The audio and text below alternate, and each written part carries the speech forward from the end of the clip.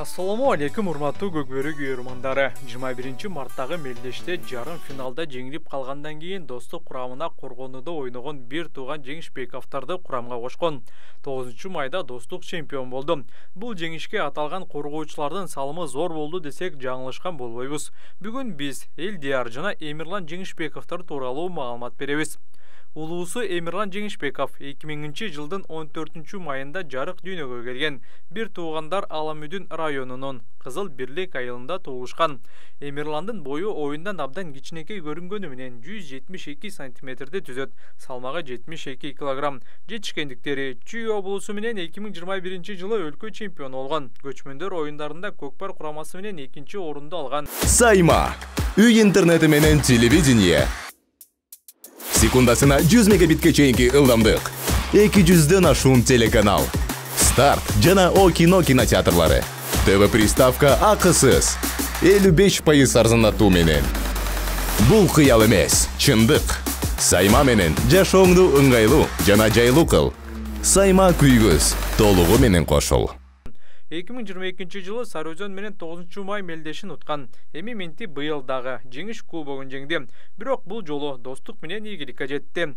Элдияр Жеңишбеков болсо 2004-жылдын 17-мартында туулган. Бою 176 сантиметр, салмагы 74 килограмм. Ал 2022-жылы Чүй облусу менен жаштар арасында өлкө чемпиону болгон. Ал эми клубтар арасындагы алгачкы мелдешин 9-майда гана утту.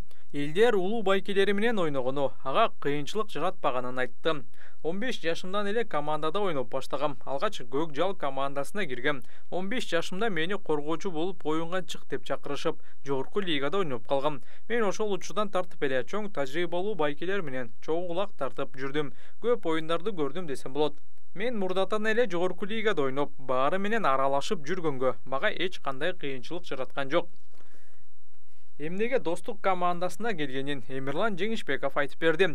Иним экөөбүз чогуу бир командада ойноп, жакшы жыйынтык көрсөтсөк деп быйылкы оюндар башталганда эле ниет кылганбыз.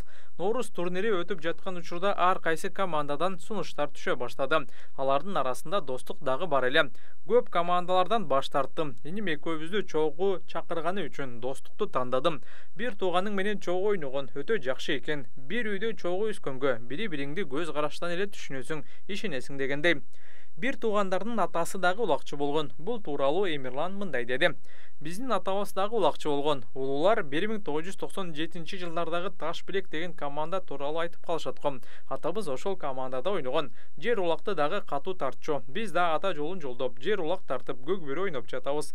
Мен алгач жер улак тартчумун. Ошол жактан көзгө илинип, көкбөрү командаларына чакырылгам. Кичинемден эле улакчыларды эрчип, аларга жардам берип жүрө берчүмүн. Жогоруда айткандай, алгач Көк Жал командасында оюн көрсөткөм. Анан достукка келдим. Былтыр Сарыөзөндө ойноп, 9-майда чемпион болдук.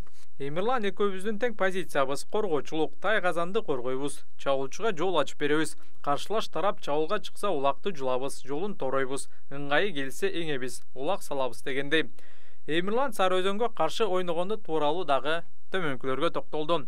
Бул клубтук оюнда ойногон клубуңдун кызыкчылыгы биринчи орунда турат.